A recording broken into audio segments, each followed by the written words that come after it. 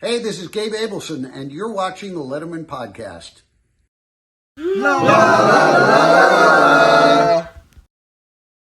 Welcome once again to the Letterman Podcast. My name is Mike Chisholm. All right, this is a live, real-time intro. I'm waiting for our good friend Jay Ryan to arrive.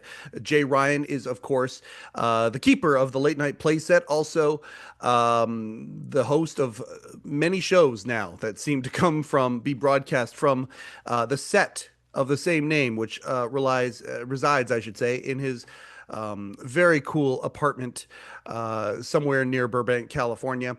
And the Late Night Playset is just it's a wonderful place. It has an amazing energy to it. It houses David Letterman's original desk from Late Show with David Letterman and the two guest chairs, the last guest chairs from Late Night with David Letterman, and they moved over and were recovered. They were absconded from NBC, from 30 Rock, liberated, and now reside in the Late Night Playset, which is Jay's studio that he has in his apartment. Great friend of the show. I appreciate him very much. This is the first time that he and I have talked for a long time. There's going to be a lot of catching up here, and whether or not you're interested, well, that's what this week's show is going to be. It's going to be Jay and I catching up with each other. I'm certain we're going to be talking about the projects that he has going. I'm certain we're going to be talking about things that have been going on in my life, things I actually really haven't talked about here on the show very much. We might go into the circumstances around my father's passing earlier this year, which is why, we were weekly, kind of like a watch. We were weekly with this show for the first 2 years. Every week there'd be at least one show, and sometimes there were bonus episodes. And then my life got, as the Fresh Prince would say, turned upside down earlier this year, right around the start of the year, actually. And in that, there's been a lot of transition that's happened, and Jay and I haven't caught up very much at all. Just little messages here and there, thinking about each other, love you, brother, that kind of a thing. And so now we are going to catch up, and you are going to watch us do it. Here we go. I'm bringing Jay in. It's going to be awkward at first, potentially, although perhaps not. Zoom is not his usual persuasion when it comes to this stuff, because he's got a state-of-the-art, very cool digital studio inside of his apartment somewhere near Burbank, California. As we can see, the connection is happening. And oh my gosh, it's the Late Night Playset. Oh my gosh, it's my friend Jay Ryan. Hi, Jay. I can't hear you. Can you hear me? You can't hear me either. Okay. So what I'm going to do is ask him to unmute. I'll ask him to unmute. Let's see if that works. And, okay. Oh, this is great. This is great. Can't hear you. Nope. So let's do the national sign for I can't hear you. I can't hear you. Okay. So there we go. We told the audience that. Yeah. Okay. I asked him to unmute. I'll ask him again and see if that works. Yeah, no, okay. Okay. You can't hear me, right? Or you can hear me? You can hear me. Okay. So we just need to figure out a microphone for Jay. This is great. I think we keep this in because that's what we do now, right? Okay. So you got those. Oh, I feel like, no, I can't hear you now. No, no. Okay. Do we abort? Oh, it's so good to see. Even watching you shrug makes my heart, like the Grinch, grow 3 sizes too big, and it was already pretty big from the start. I don't know what we do here. Is it an input thing? Are you on the right microphone on Zoom? No. Okay. This is why he doesn't use Zoom, and this is why his setup is so not cut. Okay, we're gonna cut. All right, we'll cut. Yeah, no, it's okay. We will get it. This happened the very first time we podcasted, by the way.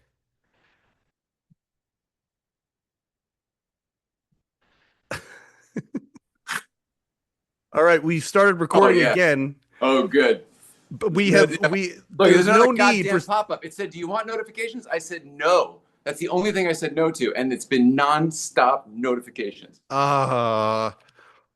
Standards and practices do not have to get involved in this episode because we had it paused when the audio did start working, and the first thing I heard was a barrage of things that could not be heard on television. They could be heard on the internet. They don't need to be. I love you, man. It's good to see you. It's really, really good to see you. I love you. I'm sorry I haven't been in contact more. I've had, as they say, a full plate. I know you have two. I love you. It's great to see you. Yeah, it's great to see you too, man. You look fantastic. I appreciate that. I Got a appreciate haircut. that. You're all tight on the sides there. Looks good. I have gone on a. I need a haircut. Forgive me. No, you're great. No, you look. You are a sight for sore eyes. I'm so happy to see you. Yeah, right. I have been on a journey. So wait, hang on. Is this good? Can you hear me there, or should I do this? Let's see if we can screw it up further. Is this better? Well, I can hear and see, but if it's more pleasant for you with those in, let's do it. No, you tell me what's better for you. This is great. Whatever you're doing is great. It's still great. If this is good for you, we're Whatever great. you're doing is great. Yeah. I love it. I love it all. Everything's amazing. Before it was pantomime theater, and now we're in full, stereophonic audio, and the sonics are fantastic. I feel good. Thank you. It's very nice to be here. Thank you for having me. Hey Jay, so what's new? Holy shit. What's my beef? I'm not a fan of Zoom. I even downloaded it. I don't like Zoom. You know that. And I've done several this week and it was no problem. Yep. So I blame the Letterman podcast. Please, we'll take it. we will take the blame. Yeah, we at the Letterman that's podcast. Right. You all look great tonight.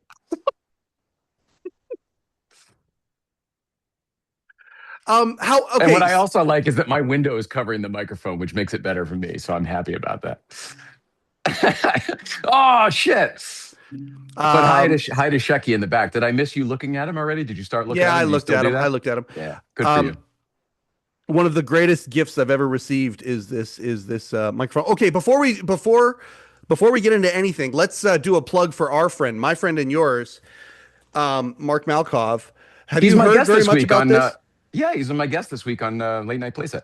Okay, fantastic. On Tuesday. I am so excited for him and delighted for him. The book is absolutely incredible. I feel like it was written with myself in mind. Like it was that it hit me right in the heart. It was so good. I'm so glad to hear that he's on your show. Stoic. There it is, right there. No, I say all of you. I was making a joke.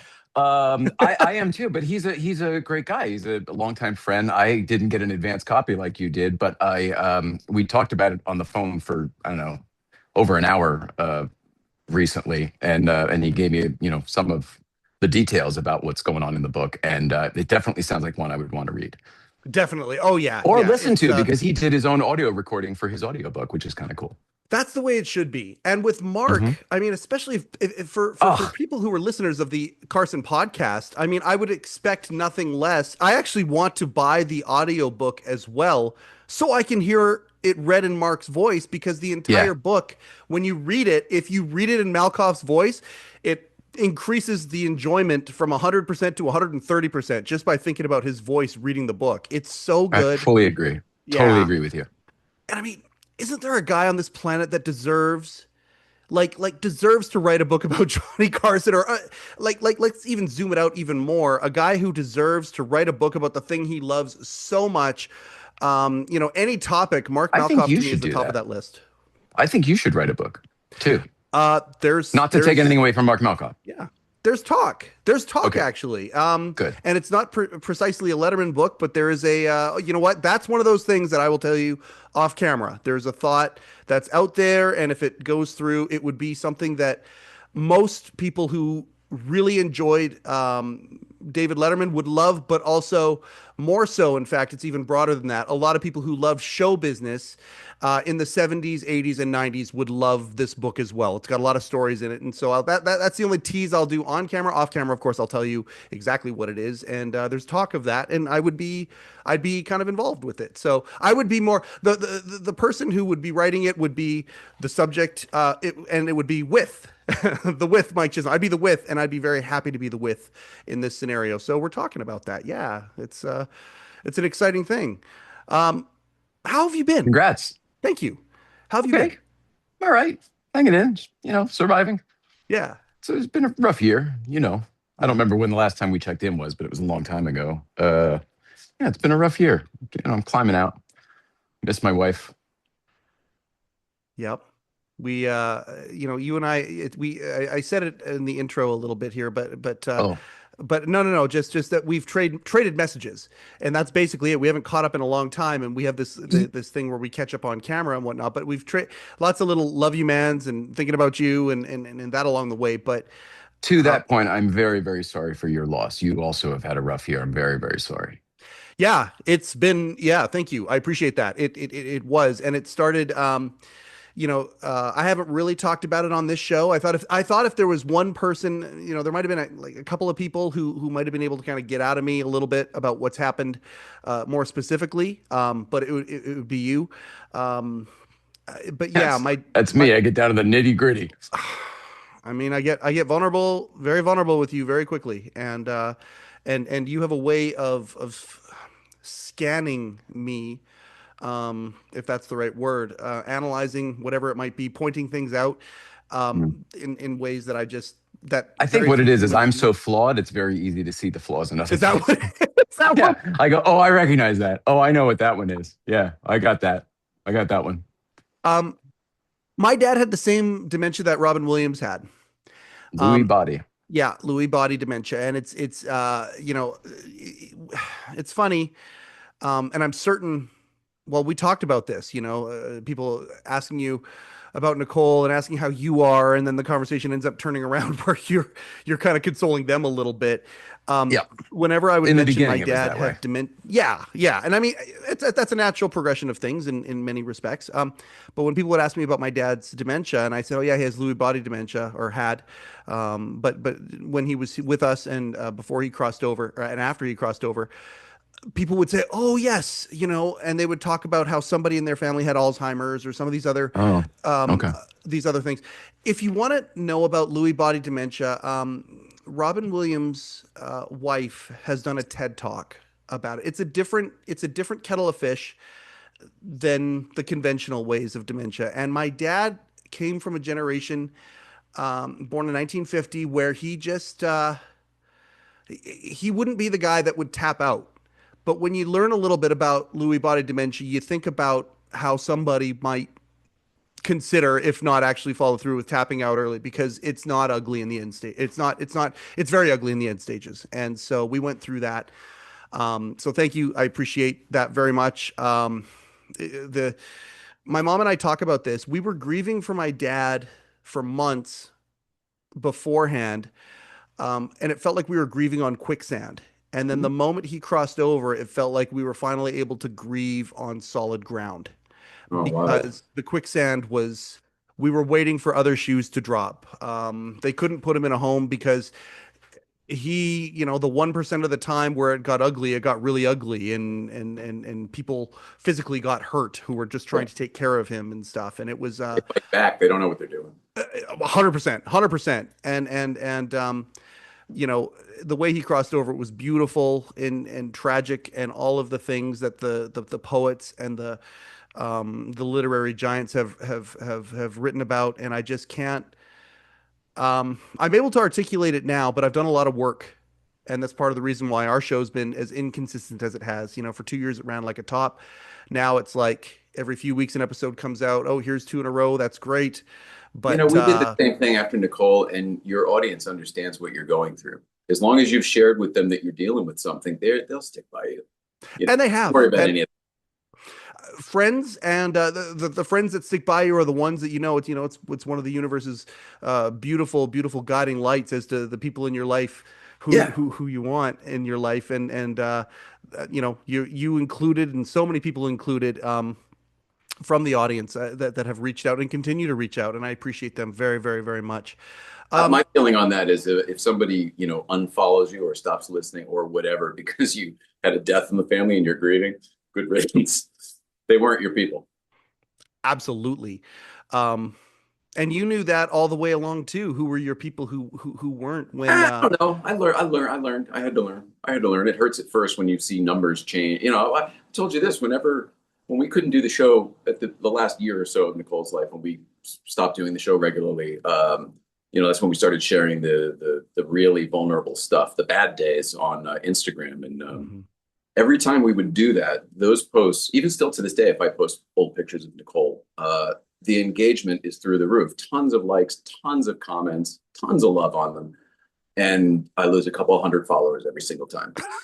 And I keep doing it because in my mind, there's a weed out process happening. I don't care about it. It's like, if you don't want to know this, then you're not in it for me. If you just want to look at pretty Porsche photos, there's plenty of that on the internet. And it's the same thing here. Absolutely. The last time you were on, we were talking a lot about Nookums. You've had so many projects and so many things going on in your life. I can't talk about that publicly, unfortunately, currently.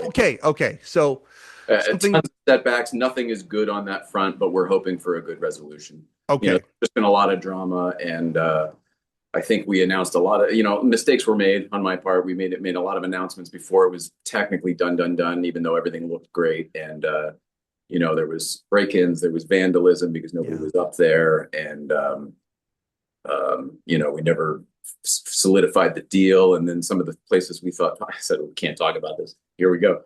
Some of the places we thought funding was going to come from, went away politically. There was some, conservation money that was out there that we thought would be local from. So there's a couple things going on now that looks like there'll be a good resolution for everybody, for the community, which is my main concern, because owning this place is not anything I even really want anymore. I mean, this was supposed to be a mom and pop deal. And without mom, like, pop's not going to go live up there. I have no interest in that. I'm rebuilding my life. I'm starting over. And, but hopefully there'll be some good resolutions that'll work out for everybody, where I'll still be involved and, whatever. Boy. So are you still doing GVBC? Oh yeah, absolutely. Yeah. Up there?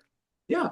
Good. Okay. Well, that's Yeah. I mean, I could leave and you could kill the Instagram. It doesn't matter. That'll go forever now. It's one of those things that just kind of happened. We never planned it. We never planned it. That was never the goal, to start a car show. We were going up there to get away from all the people and all of the regular stuff that goes on down at sea level. Mm-hmm. And now it's all up there too. So, it's like the reason I used to go up is gone now. Nicole got sick and we started blowing off Friday mornings, and it was great for us to have a little bit of an escape. But I don't want to escape life anymore. That's a profound statement in itself right there. I love to hear that. And that springboards over to, you've got a lot of momentum on a couple of projects that you have going on. And I want to talk about them today. The other thing, life has been crazy. I haven't even been able to think about it. So I was so emotionally connected to that place and that project and everything else that I think when Nicole died, I just kind of took my love and energy that I was putting into my wife, who was ailing and failing, and over into this old building that was ailing and failing, and sort of doing the same thing. And I mean, like, I have no idea who physically broke in and did vandalism or whatever back in, when that happened last year, but or earlier this year. Yeah. But spiritually, it felt like Nicole saying, you need to take a break from this, a little bit of a breather, have some separation. And I think it's probably good for me. I don't mean to sound like I don't care about it anymore. I care about it a great deal, but I had to hold back and let my partner in this, my longtime advisor partner, who about, he's been dealing with everything in the estate and potential funders and buyers in the future. So I have pulled back from all of that because I needed to survive is one. And then also I needed to start over. I needed to rebuild myself. I needed to figure out what life is without my wife, because for the first 6 months or so, I just kind of was almost treating it like she was going to come back. Very strange. Very, very strange. Like we're still keeping the candle. Very strange. Talk about emotional and confusing. And so, everything happens for a reason. Nicole was a big proponent of that, or a big believer in that, and I am too. I don't know if I told you what you wanted to know. No. That's a long answer. So the other thing is, I've been busy as hell in every other department of my life, which is good. Yeah. I need to start over. I need to literally start over in every way. I'm also feeling in some of the things, some of the things that I've seen and whatnot, and I've wanted to reach out and ask this question, but it isn't the right question over text. A little bit of joy. There's been some joy in some of this stuff. It certainly feels like it's emanating from you. Really? Um, when I I'm seem like watching, a yeah. joyful person today. Not Uh, today. No, no, no, no, not today. God, no, not today. Hell no. No, I'm saying with some of the projects that you've been doing, with Phil, with the new podcast, I'm sensing that creative spirit or whatever. I'm feeling like you got some bloods going to it again, if you know what I'm saying. Like it just feels yeah, like, I appreciate you saying that. I don't know if it's true. Maybe it is, and I just am not aware of it. I would say that I'm. Uh, there comes a time where this is a process, and everybody says it's nonlinear, and there's no specific steps to take, and the 5 stages of grief don't come in order, and all the things people say. hmm I don't know. It was probably around the year mark where I just got sick of wallowing. I couldn't do anything. I couldn't think straight. I never got COVID back in the day, but I had like that brain fog of it doesn't matter what you put your attention to. You can't focus on it and you can't find a through line and you can't complete your tasks. And very frustrating, very frustrating. oh Um, man, and Nicole, you know, I feel like I got a little taste of what she was going through at the end because she used to be so powerful and strong and she could handle so much bandwidth. hmm And then she couldn't. And it was incredibly frustrating for her hmm because she remembered what it was like to do all that. And she was doing the same stuff and it just wasn't working. And that's yeah. how I felt. And around the year mark, I don't know what changed. I think maybe mentally I gave myself a year to figure it out. And I thought something would happen in that time where, you get some magic download or something and you're fixed. And it didn't happen. So I started forcing myself to do a lot of things I didn't necessarily or particularly didn't want to do. Yeah. Public things. I still don't like that being public. And I'm doing a lot of it these You days. are. So trying to acclimate and be better about it. And I think it's probably going to help me in the long run. And maybe that's what's helping me. Maybe that's what you're seeing is joy. Maybe I'm faking it. I'm faking it till I make it. Okay, so the things that are going on right now, and I want to go through them a little bit here. Please remind me. I want to hear this good stuff. Well, the throwback podcast. Let's talk about that first. That is a joy. You're right. I do. I mean, it's work. It's hard, but I do have fun with it. I've got okay. It's called a Blockbuster Year, Mhm. 1985. Mm-hmm. It's a movie dissection podcast. And it's an idea that was bred from another idea. And we said we have to do this first so that the other thing will work. Okay. I can't talk about the other thing yet, but we literally started a podcast so that we could start another podcast. I know that sounds bizarre. No, that sounds great. We I like needed that. we needed to see how we were together, chemistry wise, etc., to see if this other thing would work so that we could pitch it to some people that we know, and know that, with some confidence that it would work. And who's we? Okay, so I've gotten 3 franchises in my life were very big: Back to the Future, Goonies, and Ghostbusters. Yep. And Back to the Future and Ghostbusters, I have been very involved in those franchises, considering I was just a 7-year-old kid when those movies came out. Yep. The Goonies is something that has happened in the last year or so because of my road trips, my USA grand tours that I do in the yellow car. Yep. We made great friends with the Goonies people, the people who own the Goonies house, everyone in Astoria, the Oregon Film Commission, Oregon Film Museum, and sort of like anybody who is known in that town. We all kind of met and hit it off. And so they invited me back for the Goonies 40th anniversary. Now, this is a thing that people came in from all over the world for. There was like tickets for all these events and everything. I didn't know any of this because I was invited by all of my Goonies friends and my local Astoria people. And my friend who owns the Short Circuit House was like, come on, just stay here. It also in Astoria. So it was a very easy yes for me. And I was already out on the road anyway to go see my mother-in-law who graduated nursing school. And the timing worked out that on the way back, I would just pop up to Astoria, Oregon. All this to tell you, one of the people I met up there, along with a ton of YouTubers that we're all friends with now, too, which is bizarre. Yep. It is a guy named Brandon Mendel. Brandon Mendel is a 33-year-old kid, as far as I'm concerned. He was there with his dad, but they together are BC DeLorean, and they are in your neck of the woods. And they have 100 movie car collection, or 100 car collection. Most of them are movie cars. Some are hot rods, all in your neighborhood. So I will at some point Vancouver, come in the up, Vancouver area? specifically in the Kelowna area. Seriously. They're not in Kelowna. They're in some other place that I can't remember, but it's wherever. Where's Michael J. Fox from? Vancouver. Yeah, specific small town. I thought, was he They're Port from Coquitlam? that same area, that same Okay. town. Yeah. And it's right in your neck of the woods. I just can't remember it right now. But these guys were awesome, and me and somebody else, Adam the Woo or Justin Scard, me and somebody else crashed their dinner at this fish house one night just to say hello, because we were on our way to an event that we were all going to be at later. And everybody kept saying, "You got to meet these Canadians. You got to meet these Canadians. They're into movie cars. They already know who you are," and yada yada yada. And I was like, "Oh, let's go."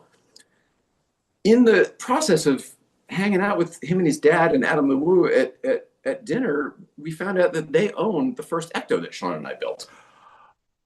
Small world. Had no way of knowing that. Wow. Because Sean sold it to a friend of his, a fellow Ghostbuster guy in SoCal, and then they put it up at Barrett Jackson, and then these guys bought it. But we found that out over dinner. Yep.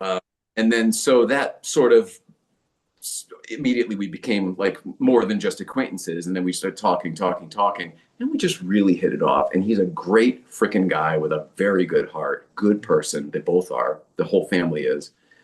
And after the Goonies reunion anniversary, whatever, I pitched him this idea, and I said, what do you think of this? And he goes, "Ooh, that's great." But as we were talking about it, we said, "Ooh, we need to do something else first to sort of establish ourselves." And that's where Blockbuster Year 1985 was born. Mainly, what we're doing now was his idea. I said we should do a movie review. It was almost my idea, but what we do now is 100% him. He's like, "Let's do 1985. Let's have a guest here and do this." And he sort of, I don't know if he runs it, but like he has the agenda. So I don't have to do as much work other than watch the movies, write the notes, do the production here in the studio. But there's a little bit of like, it feels familiar because of what we were doing for so long, where I'm like, "Oh, I'm talking to my buddy with a beard in Kelowna." And I'm sitting over here at the desk, but everything's it's like Bizarro World from Seinfeld. Because I don't know if you noticed, or if you watched the show, but we switched it all around. So it's like, absolutely right now. Yeah. Yep.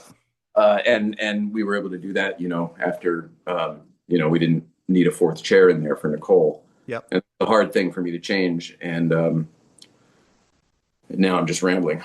No, you're not. It looks, by the way, I was going to tell you, the playset looks great. In that familiar format. I do believe the familiar format does help for the person who just kind of jumps in and see, like, it is very familiar. And I think that part does. But at the same time, when you were doing Late Night Playset with Nicole the way that you were, I completely understand why it was changed the way it was. It needed to be for when you had guests and things like that, because at the end of the day, your co-host, your sidekick, needed to be right beside you and in that spot. And but it does seem familiar now, and I do believe that is it's a neat change. She couldn't move. That was the biggest part of why we had to have it how it was. And this stuff was built for someone else to be used this way. Yes. So it's a big shift. The show is much easier now because of that. For me, production wise, it's just it's not as confusing. It's a little like the through line's a little more clear. Like, oh, I see. It's a late night talk show. Oh, I get it. Oh, it's the Letterman stuff. Oh, I get it. Yes. Yeah. Okay. Get it. Do you have less camera shots now? No. Same amount. Yeah, I think there's more. We have 7 cameras live in the studio at any given time. And then there's at least 1 or 2 satellite guests usually. Yeah. And none of it's Zoom, by the way. Correct. This program is not brought to you by Zoom. No offense to Zoom, by the way. I just don't like I don't understand why this didn't work today. I don't understand all the pop-up. Like, none of it was easy. And everything I do is easy over there. Like it just works in the TV the way it used to for television. Definitely.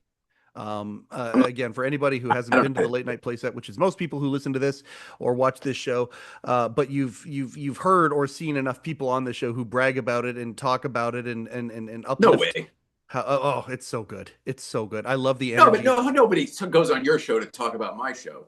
Yeah, I can name names. There are people. No, and no, okay, but in all seriousness, quite a few people over this last, hope you're okay, Mike. Oh, but how's Jay? How's Jay? Like, I've gotten that a lot. Oh, well, that's You like, we talk about friends of the show, and our community of people who at various levels. That's the thing I love about it. Like, again, the man who wants nothing is invincible. I don't want anything. Our community is so great, whatever the level people are at, and the ones who do engage, many of them have asked about you, and so yeah. Please know that. Thank you, everybody. Thank you. Absolutely. So Late Night Playset is still putting out episodes, or has started putting episodes back out again. No, we've been cranking, man. Yep. We've been cranking. It's On Tuesdays. It's a bigger show than it used to be. Yeah, Tuesdays Yes. live on YouTube and Facebook, but it's uploaded afterwards everywhere else. Yeah, the shows have gotten bigger. Ariel is sort of our in-house producer over here. We've got MC3 Films, who shoots still photography, and we usually have more than one guest these days, usually 2 to 3 guests. Yep. Not in the format of a late night play. All right, everyone, come on. All right, move down a chair. Nope. It's kind of more of a party atmosphere, which to me is what late night with David Letterman used to be. Yep. They produced the show, but also anything could happen. You never knew, and Dave just sort of had to go with the flow. And Yep. we've adopted that sort of mentality. We were very strict and structured when we had Nicole because things had to be a certain way. Yeah. But the tone of the show was different because then you've got this guy at the desk trying to wrangle everything and hold it so tightly and just strangle it all to death, so that some episodes were okay and some weren't so good. Now it kind of doesn't matter if the episode's good or not good. It's still somehow enjoyable to watch because even when it's not good, you can't take your eyes off of it. Yeah. I've learned that the more uncomfortable I am behind the desk, apparently the more the audience likes it. So I'm just letting myself eat shit. Well, hey, that's and you're not having to, like, I imagine it's a lot more carefree than it was before because and again, in all seriousness, when Nicole was sitting there and you were maybe interacting with her, you had this other part of you that was always analyzing what she was saying because her yes could have been a no, quite literally. I meant to say yes, but she was saying no, and you had to kind of sift through all that. Correct. While running 7 cameras and trying to keep a show on the rails that was structured at that point too. So it must be a lot more carefree now for you. You nailed it. Yeah. You nailed it. The bummer of progressive multiple sclerosis is that she would often say the opposite of what she meant. Yeah. And then if I caught her and said, "You mean no, not yes, right?" She goes, "What'd I say? Yeah, no." And sometimes it was that black and white. So you're right. There was, I had a lot more analysis going on in my head, which I think you pointed that out earlier.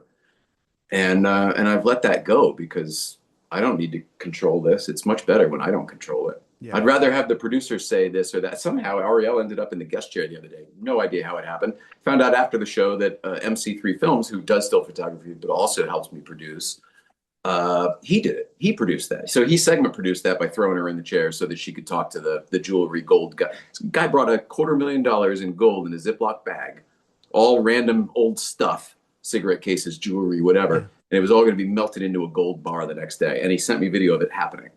Oh, that's great. Fun stuff. Just fun stuff. You Yeah, have and Phil joined that episode too. Phil Morris, my one of my best friends. the next thing I was going to talk Yeah. about was Phil. But before we do, before we get to Phil and what you're doing with him now as well, again, like you talk about how it feels like you didn't go looking for it, but the universe just dumped a whole bunch of momentum in your lap and different projects to kind of keep you going and get you to rebuild your life. And Phil, I mean, I don't know energetically if there's a better person on the planet that can help you do that. But before we get to Phil, the people in your life, you have, I don't know, man. I can't name very many people who have a more eclectic group of people in your life, that you kind of have at your disposal, that you can have as potential guests for Late Night Playset. And now, that it is in this kind of new chapter, I'm terribly excited for what it is. I just wish the universe hasn't clugged up my Tuesday nights the way that it has. I'm with my granddaughter. We're doing jujitsu. We're doing it together. She's in it and she's killing it. I've started jujitsu as well. Maybe that's And why you look so trim and fit. yeah, since dad died, like, well, I mean, I do stand up about it, and I've put one clip about the stand up that I've done. I've only put one clip up. The rest of it, I'm working on it right now. I'm trying to get, just like Dave back in the day. I'm not trying to be a stand up. I'm trying to get the discipline under my belt, and I've been working on that adamantly. So, I went on a journey. I went on a ketamine journey, assisted through a medical clinic here in town. One of the only medical clinics in British Columbia who is, got the full support of Interior Health, the Canadian Health Authority, to do this. And a month before I went on the ketamine journey, the counseling that they have attached to it, we talked about it, and they asked me what my outcome was. And I said, well, I've done a lot of research, and I said, my neuroplasticity is going to be turned on for a while. And it's funny, it's been months, and I still feel it. I felt it immediately as soon as I came back into my body. But Yeah, one of the things they said is, I mean, it's a dissociative experience. totally. Yeah. Were you falling in blackness, or what happened? No, it wasn't like that. It was, and yes, also the thing that they used on your cat before they euthanized it, everybody. Yes, that's the same drug. It's the same thing. I'm pretty sure that's what they used before they euthanized my cat. Yeah, that's the one. I met your cat. They say hi. It was just, Wow. it was a crazy experience, but I knew that coming out of it, my neuroplasticity would be turned back on. And so we decided the month before, I was a full month before I went and had the anesthesiologist, inject the stuff into me. I basically started living the life that I wanted to live, even though it was like fighting through fog in the swamp that was up to my chest. It was the hardest thing in the world. But 3 times a week, I worked out with a world-class coach. Started journaling, breath work, meditation, the whole thing, because I wanted to build these habits. So the moment the ketamine came back, I already had a track record of these habits, and then my neuroplasticity is on, and then it would just be momentum moving forward. And for the most part, since then, I've had nothing but forward momentum. And so physical, spiritual, emotional, all of that stuff. So I appreciate you saying it. I do appreciate you saying it. And yes, that has happened. But the ketamine journey was like going on a water slide. And, when you go on a water slide, maybe in the dark, you got 2 choices. You can try and fight it, or you can just go with it. Well, thankfully, I had enough preparation and stuff that I just went with it. And You get to a point in life where letting go is the easier choice.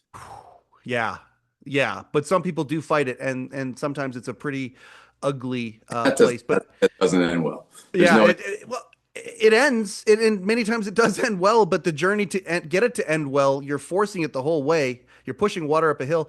Thank goodness for me, it wasn't like that. I could just, the way that, and I actually part of metaphor for life. Yeah. It like, okay, I don't know out there if there are people who have, this is a part of the stand-up act, in my stand-up act, I've included this. One of the things that it does, the disassociative part, there were a bunch of terms through personal development, through conversations, with people in my life where we talk about this stuff, you and Nicole certainly included in that number, where there were terms where I thought I had a pretty good handle on them.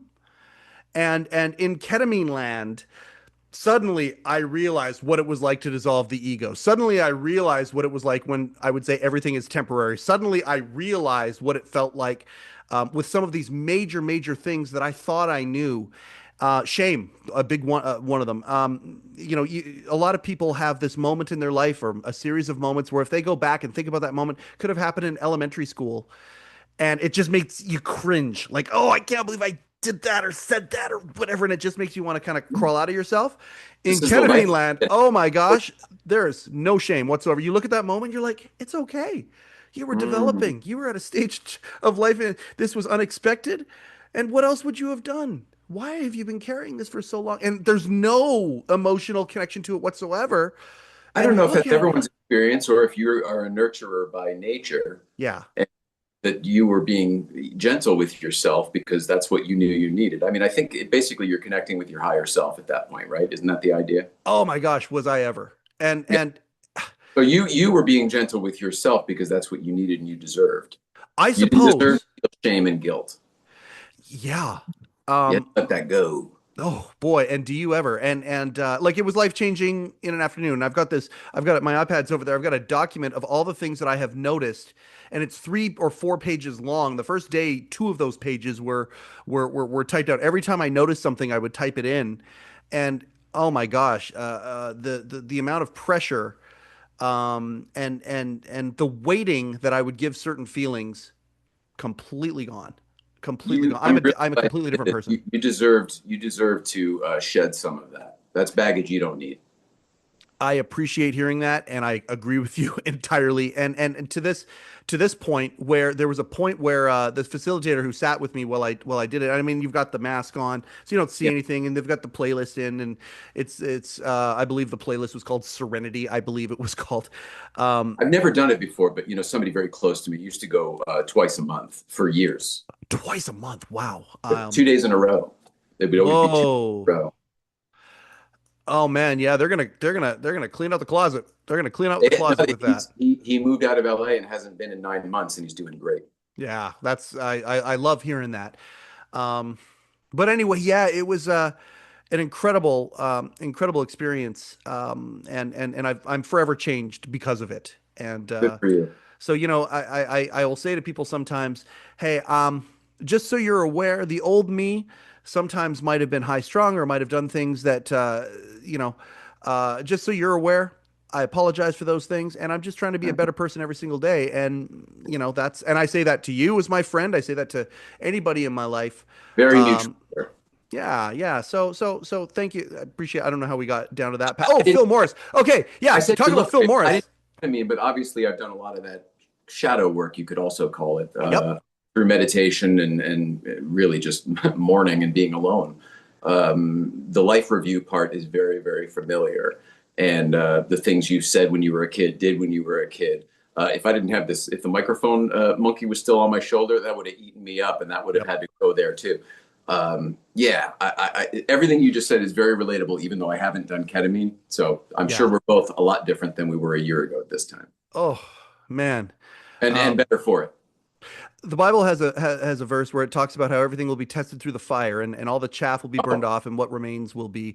And I very much feel that way. And what remains, I really love. I really love myself, oh, and the things that have remained since then. And you deserve to love yourself. Good for you. yeah, Good yeah. for you. Well, not based on what anybody else thinks as well. That's It's tough. That's tough as a human being. that's work I used to do. Like it was work that I used to do from a logical personal development standpoint. That was work I would do. I'm going to let go anything that, people might say that where they misunderstand or they don't know or they don't forgive, whatever. I'm going to let that stuff go or whatever. Now it's like, oh, no, no, no, no, no. I don't need to do, it's not that I don't need to. I do, and I check in with myself all the time, but I don't need to do that anymore because on a spiritual level, 400 spiritual pounds were taken off of my shoulders forever. You And do it's live like, life. oh, it's night and day, Jay. It's night and day. And I mean, how many times have I wanted to reach out to you and talk to you about this stuff? And I do love this little pattern we've got into where we catch up with the camera on. That being said, at some point soon, I would like to come down to LA. I would like to hug you. I would like to break bread with you and just Please go. I got shit for you in the green room. Collecting more stuff for you. I got every time. your proton pack, and there's some other stuff I think too. Oh, every time you say you got shit for me, it's like Well, it's like you said, we don't talk a lot, but obviously, if I see something that makes me think of you, like I'll grab it. There was an extra Alice pack, and I go, "Ooh, I know who needs that." because you have the HasLab I do. proton pack in your collection, but you only have it how it came, right? Which is not the Alice pack makes it much more like the movie ones and adds a little bit of authenticity to it, and you just bolt it right on. So I figured that would be a nice little Christmas gift. I'm so grateful for that. And by the way, there are other gifts that you've given to me that you don't even know. Like, do you know how good it feels when I do a stand-up set and I send it to our mutual friend, but he's only our mutual friend because of you. I send it to Gabe Abelson, and I love him. And he immediately gets back to me, and he's a coach. He's such a good coach, and we've deepened our friendship so much. And he's like, oh, okay, don't do this. Why are you doing this? Now start doing this. And okay, you did this right. And it was just, it's the greatest feeling in the world knowing that, hey, one of Dave's monologue writers for years is helping me tune up my stuff. And that's because of you. And I mean, so much. And I say it all the time. This show doesn't exist without you. It doesn't exist without some of the things and some of these relationships in my life. And I'm so grateful for you. And I'm grateful to be able to say that right now. And it was just the mentioning of Phil Morris's name, because this is one of the more energetic people I've ever encountered in my life. You and Phil, what are you guys doing? Hanging out. Yes. Yeah. I don't know what you're referring. We just hang out a lot.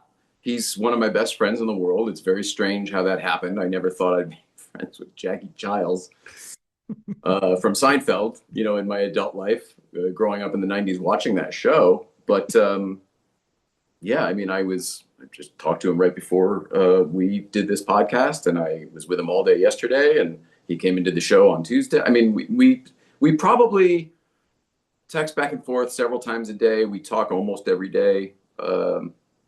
He's just same as you, same as most of the people in my life, just a genuinely good human being with a very good heart. And I don't know how I would have made it through this year without some of those people being there for me. And sometimes being there for me is not bothering me. Like somehow they know how to deal with the difficult, complex organism that is Jay. Yeah. I know that I'm very far from perfect. And so do they, and they're still okay with it. So Phil is just, one of the people at the top of that list. Otto Kennel's another one. I mean, he's amazing. To me, it was very cool. Not that he had cancer and had to go through a horrible surgery and everything this year, but the fact that I was able to be there for him for a change when he's been there for me for years, made me feel good. We're nothing without our circle and our community. Nothing. Yeah, I'm not anyway without it. And it's funny, you mentioned the show before, and the eclectic group of characters. You're right. And thanks for noticing that we are sort of leaning in, again, going back to early late night with David Letterman, right? The 80s and 90s days. Yep. You see Leno on once a month, once every 2 months. We're just doing that now. We're like, yes, we're bringing in new guests, but also we're trying to keep like this little Pee-wee's Playhouse of like, oh, I know these characters. And he's always good whenever he's on, and he always pushes Jay's buttons whenever he's on, and she always annoys him when this happens, or whatever.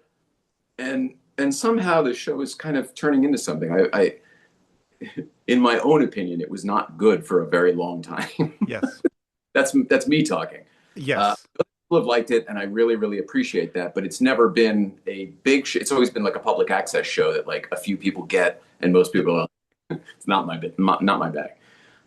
Lately, I've been getting a lot more positive feedback, and that's hard for me to hear, by the way, because I didn't used to believe it. And now even I'm starting to believe it. Now even I'm kind of like, yeah, all right, I can watch some of this back. Maybe because there's less of me. I'm letting everybody else do most of the work, and I'm just kind of controlling it. And then all of a sudden, I'm not annoying myself as much, or everybody else, hopefully. Yeah, well, I'm extremely happy to hear that. You know how it is when you're the talking head all the time, and then if you go try to watch that back, you go, I don't like anything I'm saying. I can't stand this guy, all that. When it's more of that's it. It's more of an ensemble show now, which it used to not be that. Yeah. Like you say, a party. With Jay Ryan and friends. Jay Ryan and friends. And you got a lot of them, and they're good ones, and they're fun ones and funny ones. And thanks for noticing. That's very cool. I appreciate it. Yeah. Well, yeah. I wish, and it's funny. I'll tell you this, the other part too, I feel FOMO. It's like, oh, I want to be there. I want to be a part of it. I want to be, and I know I I would know love for you the to door be is part of it. there. Oh, I know Yeah. the door is there for sure. And I've known that as well, but it's the bigger, it's, okay. So yeah, this is how I'll say it. It's the same FOMO I felt watching Late Night. Like it's Oh, the same huge. FOMO. Like, oh, this group of friends. Oh yeah, there's the construction guy, and then Barbara's screaming from behind the thing, and it's Yeah, just that right. it's that, and you want to be in the audience, and you're not in the audience. You know what I'm saying? It's kind of that kind of FOMO too. Even though for a long time I was a part of that show, twice a week for a long time. Yeah. There's that FOMO too, but it's more it's more the FOMO like, oh, it's fun in there. I want to be in that room. That's such a compliment because like that's the show I've always wanted to do. Yeah. That's the show, you're a late show guy, you're a Letterman guy. I get all of that. I appreciate all of it. But what I fell in love with was late night. In Yes. my opinion, late show was never as good because it's not the show that I wanted to watch. It's the show Dave wanted to do, and I'm Yep. so happy for him for achieving all of his goals. Yep. But as a fan, late night for me, like the Letterman show was, pre 1990, June 93 and previous. Yep. And so for you to say, I mean, that is just a huge freaking compliment. I feel like whatever we're doing now is the show that I always wanted to do. I just said Late Show was the show Dave always wanted to do because he wanted to do the Carson show. Sure. I'm a 12:30 guy. I only wanted to do the 12:30 show. If we had a room here, I'd get a big plexiglass vat and you could dip me in it, with different suits. I would absolutely do that. That to me was what I always fell in love with, and that ensemble. Bailey, literally, camera 3 over here. Every other camera is a real person. Camera 3 will always be Bailey because it was Dave. Bailey Stortz was not only Dave's camera 3, but he was still when I was there at Conan, he was still there. Yep. And those little nods in a weird way. Yes, it's very Rupert Pupkin. Of course it is. Of course. But I don't know. I don't care. I don't care. We've been talking about this, and it is the Letterman podcast. We probably should talk about. I'm super curious as to how much you have been paying attention to what's been going on to not the show, but the genre of late night that we love so much and love to dissect and talk about and reminisce about sometimes. I'm aware of it. I'm aware of it all. You're aware of it all. Yeah. I'm curious as to what you've been thinking because we haven't even talked about since the Colbert announcement. You and I haven't really talked. Of course, since Kimmel, all that stuff. Dave has, of course, been throwing shots in. With the Barbara Gaines show on the at Letterman YouTube channel, and then putting in compilations. Are the people who produce those videos have been putting in. Shout out to Walter Kim. Yeah, shout out to Walter Kim. Little compilations here and there that have also made comments without making comments about how things have been going on. I'm curious as to your take. You're down in or near the Burbank area, near the Hollywood area, where entertainment is shifting. They talk about earthquakes in California and the fear of earthquakes. I fear more for the shaking and the changing of show business right now and what's been going on. How are things down there? What's your take on things? Show business is dead here. Yeah. Yeah. I mean, here I am finally ready to go back to work, and there's no work for anybody. I don't know a single person. Well, Phil's the only one I know who is working regularly, but he's a legacy and he's established and he's Phil. Mm-hmm. There's so many production people that I know who are unemployed, moving out of town. None of the studios are, operating how they used to. None of the lots are full and active like they used to be. Mm-hmm. Things are still happening, Yep. but they all seem to be like the big things can't get shut down. They're still making Star Wars and Marvel and shit Yep. like that. Tim Allen still has a TV show, stuff like that. Yeah. But when it comes to, let's try it. Let's give so-and-so a chance. Let's spin the wheel on this or roll the dice on that. That doesn't seem to exist currently. I think everything's just gotten metriced out to like a crazy degree that all of the not major studios are all merging, and even the major studios are merging and getting bought out. And I don't know. I don't know what the end of it is. I'm not trying to build a future where that's my career. If something fell into my lap, I'd certainly take it. But it seems like a fool's errand to try to put my effort into trying to get a job back in show business right now when, well, for one, I've kind of accidentally sort of transitioned to talent instead of production. But beyond that, I mean, there's no work. There's no work. I know people who are very accomplished in what they do, and they're unemployed. Yeah. And have been for a long time. That's so I don't have an answer to that, buddy. I don't know, other than I know a lot of people that I love are struggling and trying to figure it out. The late night of it all, which I think was your original question. Yeah. I don't know. I mean, I have opinions, but I feel like the problem with everyone's gotten themselves into trouble is because they're speaking too much of their personal opinions. And I hate to sound like Jay Leno on this, but when I was a kid, you didn't talk about politics, religion, or money in public settings because they were all divisive topics that no two people felt the same about. Like, no matter what, if you bring those up, some people aren't going to like each other at the party. Yep. And the television that I grew up with was similar. You can start with Carson, but certainly even Letterman for years and years and years. Certainly the late night years, what I'm talking about, that party atmosphere where we're all just having a good time, whatever happens. That was not part of it. And if there were political jokes made, there used to be a thing called Even Time. Yeah, is that what it was called?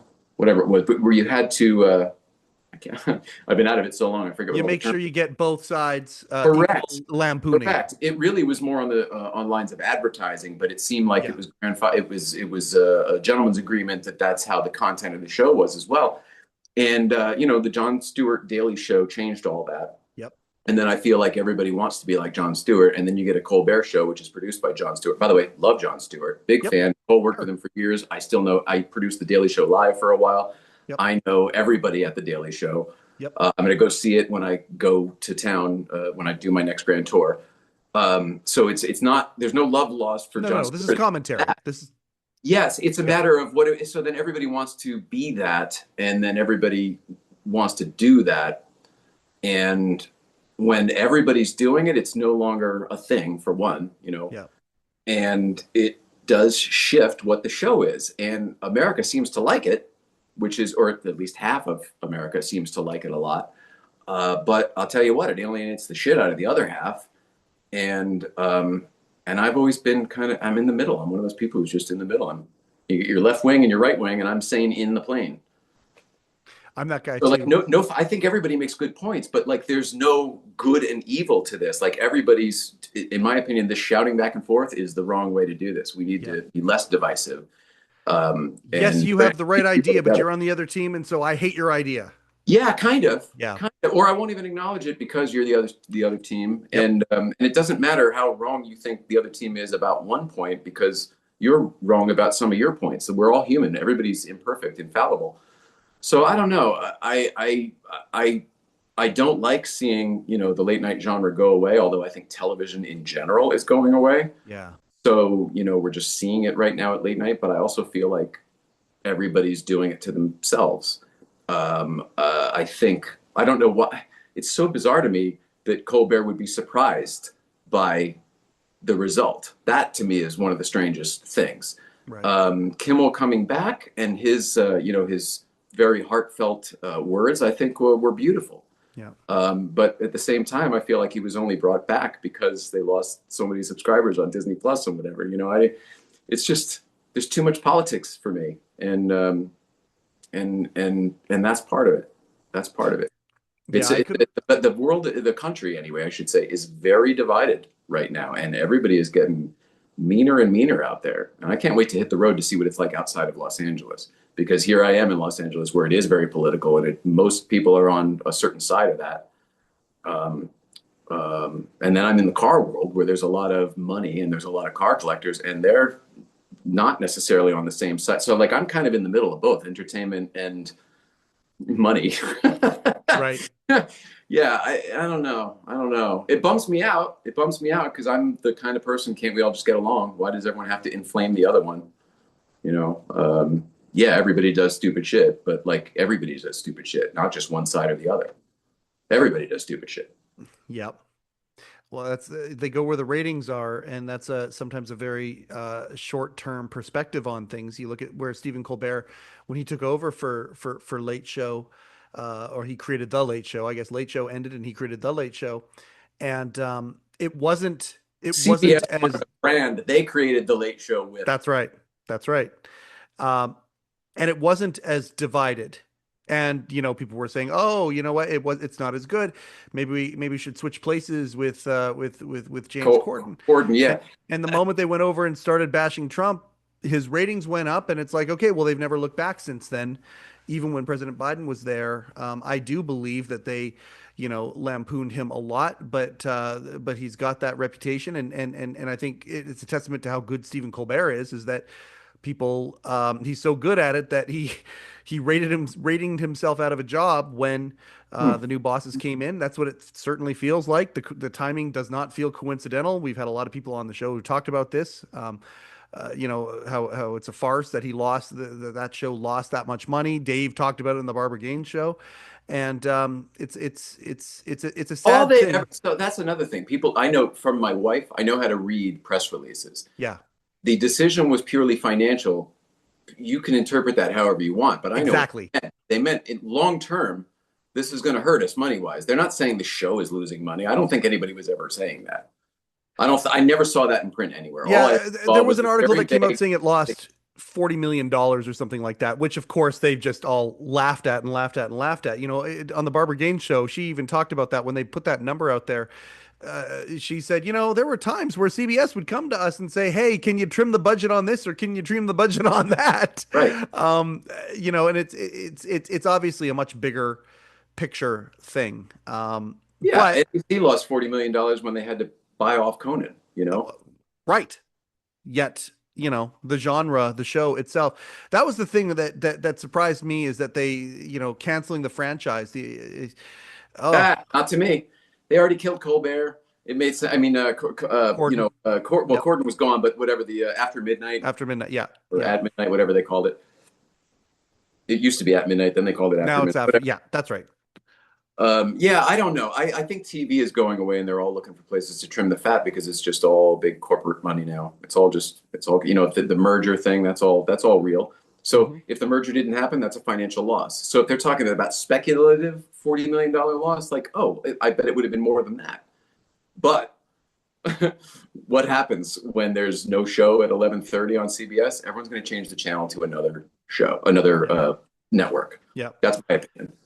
As long as Kimmel or Jimmy or whatever other show is on, I think they'll watch that. And then there'll be the people who enjoy the reruns. That's right. Of whatever they put on there. Oh, look, it's more Everybody Loves Raymond. That'll be good for Dave. I always talk about, I've coined a phrase that I like to talk about whenever there's been circus time in late night. Circus time has always made it a lot of fun to kind of watch what's going on and everybody talk about it. Yeah, circus time. In 92 it happened, of course, and then it happened, of course, again in 09. 92 with Carson's move and Letterman. The original Late Shift was kind of it was a circus time moment. I don't even agree with that. It goes back. NBC. Yeah, there were other elements of it as well. NBC has never once handled a transition well. The closest was Jay Leno to Jimmy Fallon, the second Jay Leno departure. Yes. But go back to when Carson got the job, and they had was it Merv Griffin?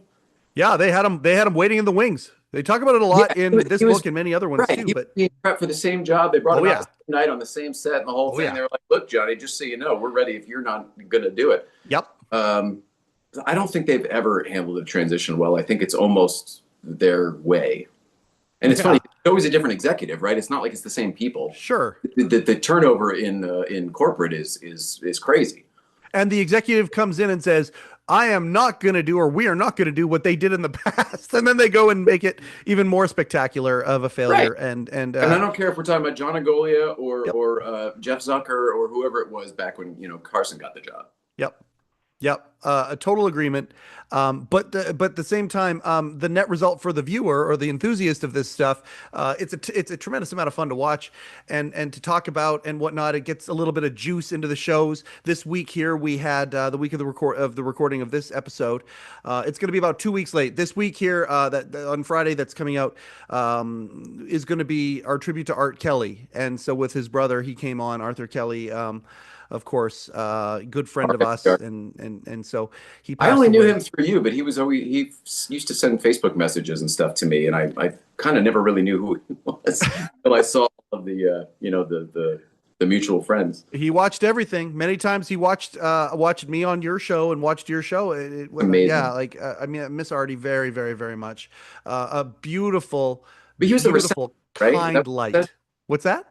Oh, I stepped on you. I'm so sorry. No. I took my earbuds out. And now No, we're good. What's up? he was the receptionist. Is that right? Yeah, so he was for not 15 years the receptionist on Dave's floor. So I mean the stories he has of the you talk about interference that he had to make for Dave, the phone calls he would make, and his brother and I talk about some of those calls, the memorable ones that he talks about on the episode. But yeah, I mean, imagine being, the kind of that last line of defense on the floor for David Letterman, and that's what he was for 15 years, whatever. Well, he it would have was. been the first line of defense, right? No, because it's Dave's floor. So like, people to get up there, the phone calls to get through. There's a he's lot the of stuff. guy There's that a lot of picks up.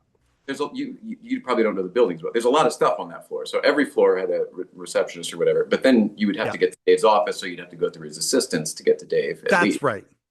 That's right. I was more taking on the phone. He was the guy that would actually transfer the calls through to Dave. And many times those calls came to Artie, and Artie had to make the distinction of, okay, do I pass it through, or am I the guy that listens to whoever it is and tries to? It would still go to the outer office, though. I suppose. Okay, sure.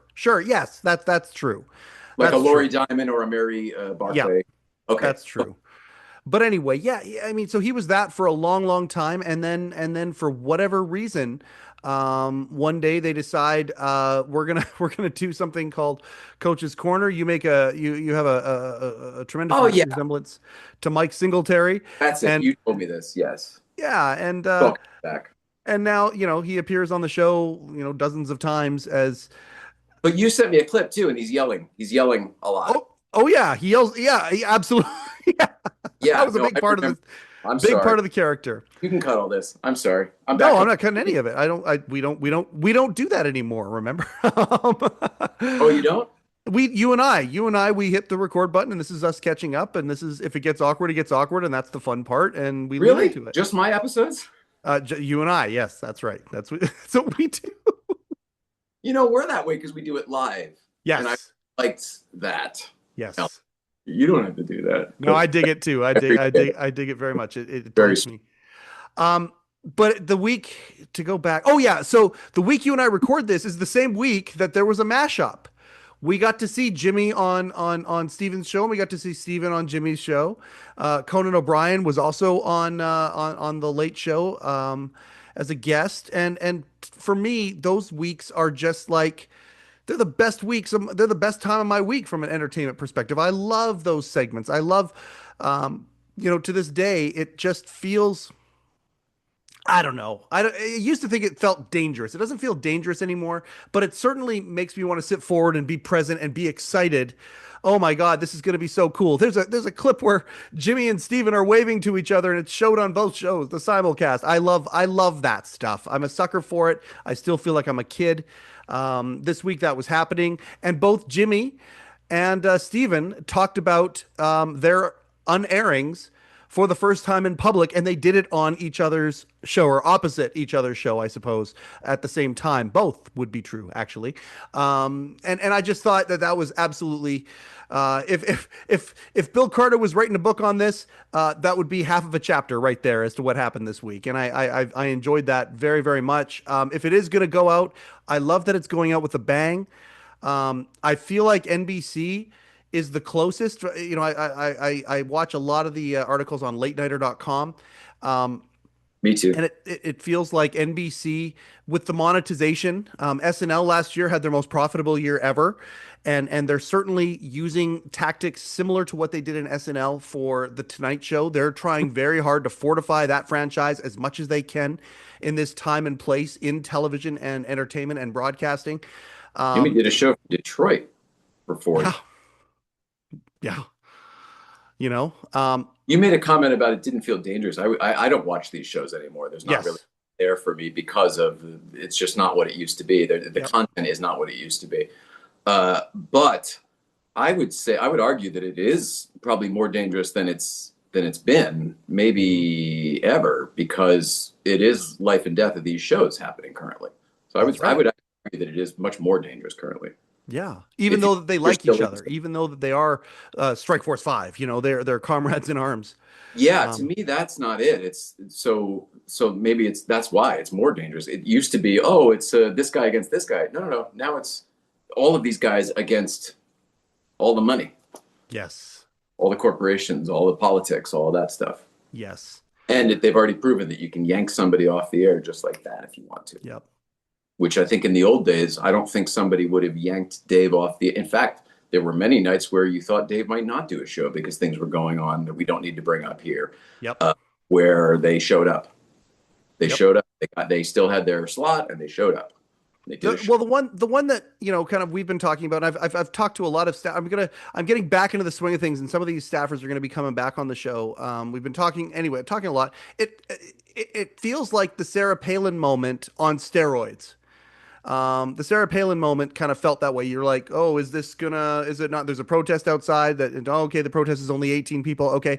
But it kind of felt. I thought we weren't going to bring those up, those negative things. Well, that's the one we've been using kind of as the you talk about it a lot. Okay. The one we do bring up and talk about. But it is it's a different alchemy now. And it is, like you say, life and death.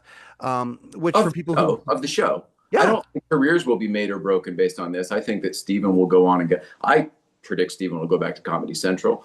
I don't know why I say that. The parent company will probably still be the same. Yep. Although Viacom itself is not being sold, correct? It's just the CBS property. Is that right? In the merger with Skydance. I thought Paramount.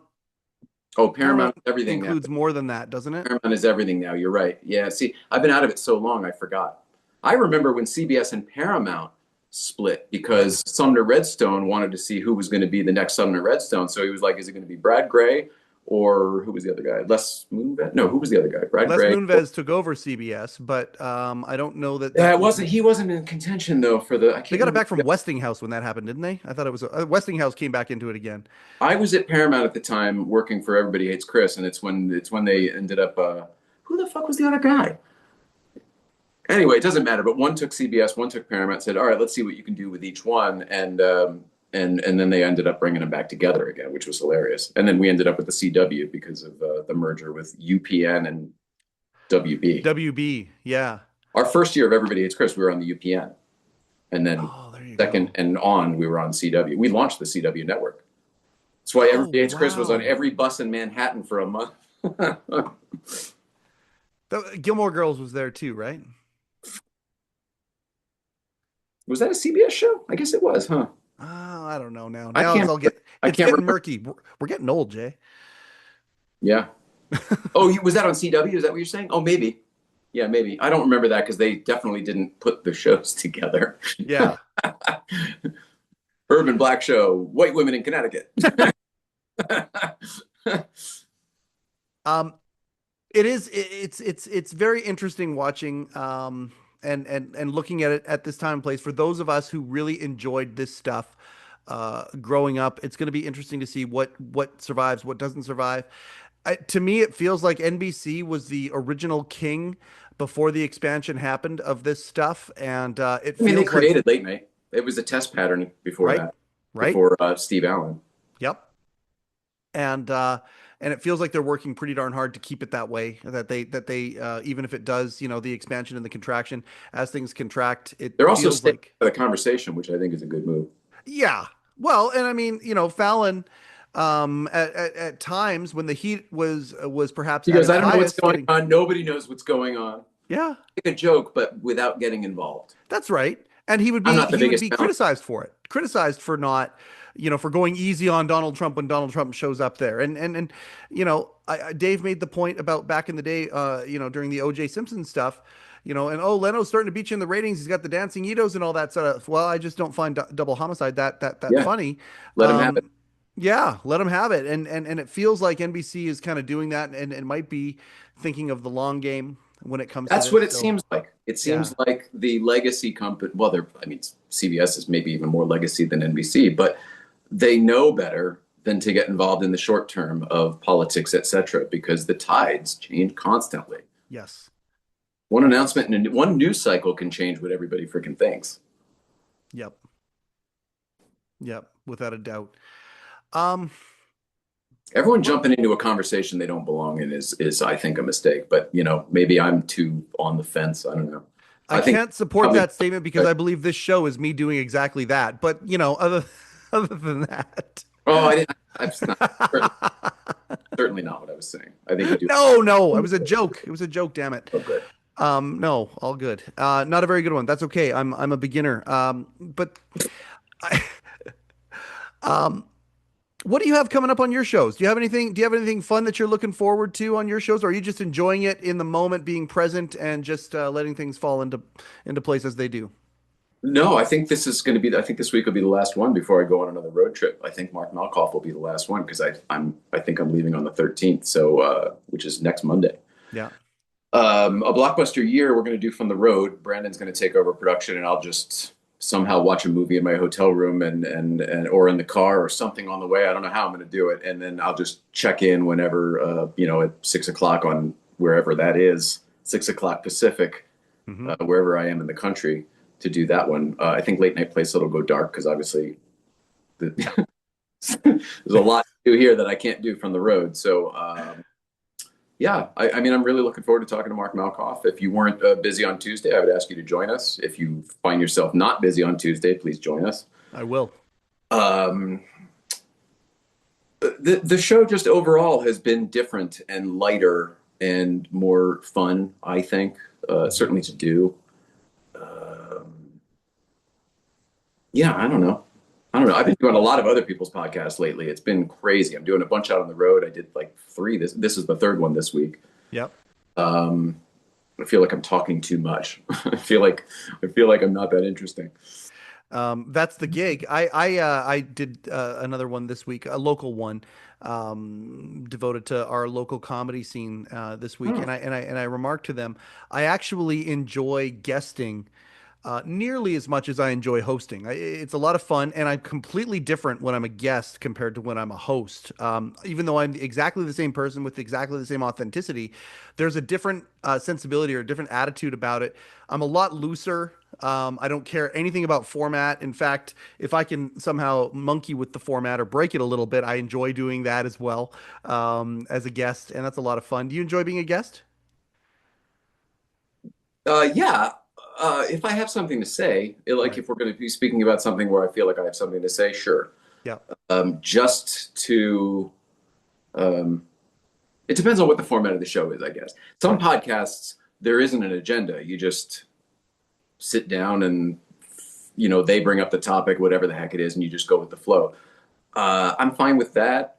If there's an agenda, if it's something that I feel like I have something to contribute, yes, I enjoy it a great deal because, like you said, no pressure.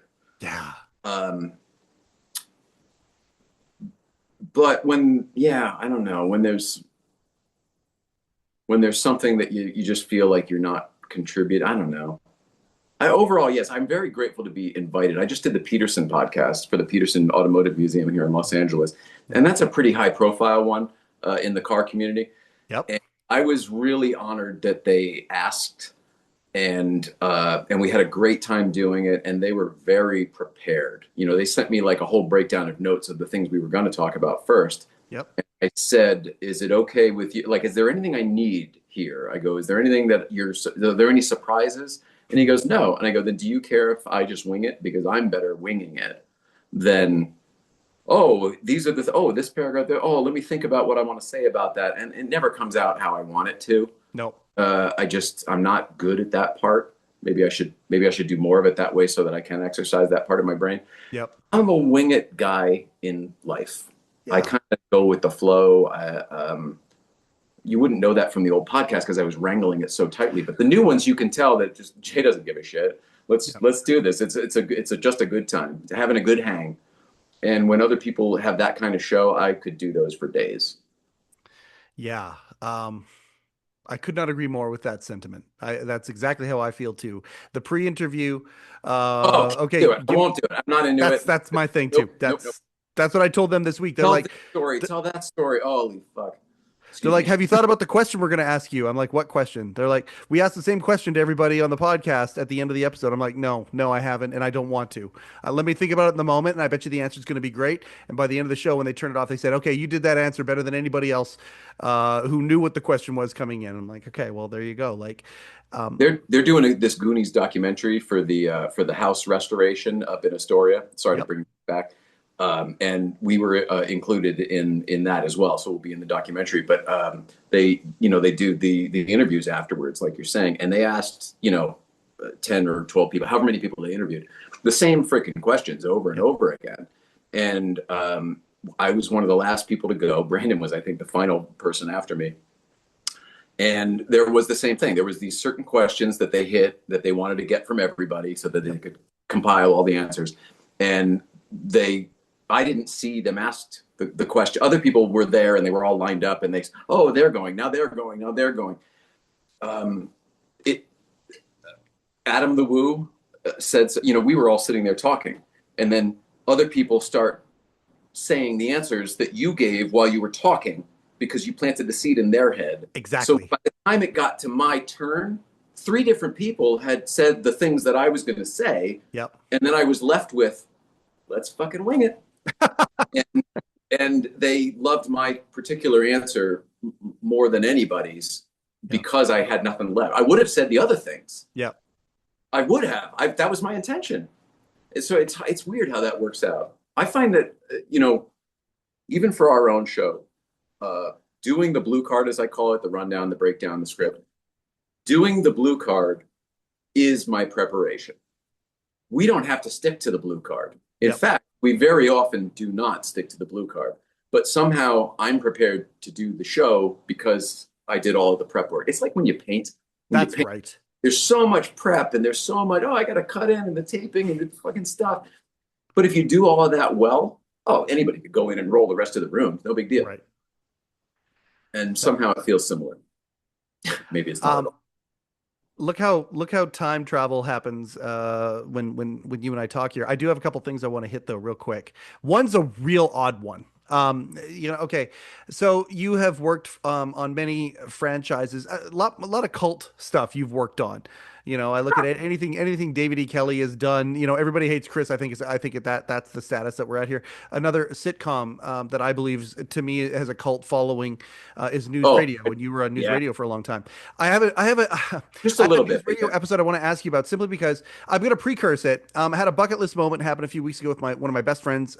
He's got cancer, and he and I have been crossing some bucket list things off the list because we don't know when. He's not terminal. But at the same time, it's sobering, and so we've gone to some concerts. One of those concerts was Public Enemy, and I'm a huge Public Enemy fan. He and I have been since we were kids. It was one of those moments where I started throwing it out there months and months and months ago. Okay, we're gonna meet Flav, we're gonna meet Chuck D, and I'd never met Chuck D. He's one of the people I was always afraid to meet, and we met him, and then we ended up at the same restaurant. And as he was leaving, my friend's name is Mike as well. He looked and said, the Mikes, looked at us and called us the Mikes and smiled. And I said, Chuck, do you have a moment? Can I ask you one question? And that's normally when I meet some of these people, how the conversation starts. It's just one question. If they like the question, they dig in. Mine happened to be about News Radio. I said, there was a time, I said, I've worshiped you like from, oh my gosh. And then I would love when you would appear sometimes in oddball places. Like you appeared on News Radio. And I said, Phil Hartman up here in Canada, he was, he's comedy legend, comedy royalty, Canadian comedy legend. And the scene that you did with him was absolutely spectacular and hilarious. And immediately Chuck is like smiling as big as that, like he's just smiling so big. I said, "How did you end up on news radio?" And then he goes, "Can I sit down?" And me and Mike are like, "Yes." And he sits down for like 10 minutes. I end up interviewing about Dave. It looks like he's going to come on the show because David Letterman, of course, in New York, he's got a very interesting, very positive perspective about Dave when it comes to hip hop. But anyway, we started talking about that episode of News Radio. Do you remember, were you there at the time when Chuck D was on? No, I didn't. And I lived in New York. So they would come to New York and shoot some stuff from time to time, like the openings that you would all do on green screen now. We really went all of those locations all around Manhattan and Brooklyn and everything to get all that stuff. I did more of that stuff. I wasn't like, day to day on the set here in Los Angeles. Yeah. They would they brought the whole cast out. They would bring the producers out. Kent Zabornak would come out. Funny, I mentioned Brad Gray before. I think that was one of his shows too.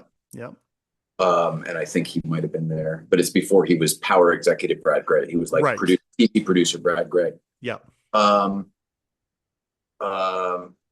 Yeah. So no, I don't remember that, and I wasn't there for that, and I don't even know what you're talking about. But I was there second season, so I don't know what season this was. There were 4 seasons, 3 was still John Lovitz.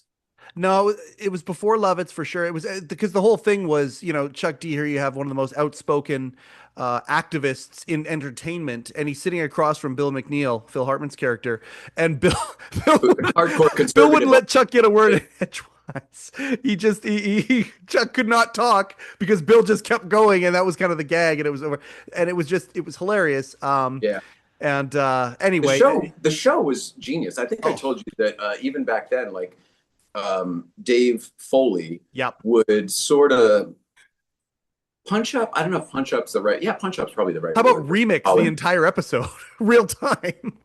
Well, that's just it. Like there'd be a script, obviously, but it would get reworked on the set in the moment based on he's like, well, I think we should change this and that, and maybe the line could be this instead, and then we hit this beat instead. And it was very cool to watch his genius come into play there, which was so different than his character on the show. Yeah. And everybody was pretty different than their character on the show. Like Phil Hartman couldn't be less like Bill McNeil. I mean, my God, he was such a lover. Joe Rogan, you know who he is now. I mean, he's hilarious and not at all like, I think he still played Joe. Gorelli. Yeah, Joe.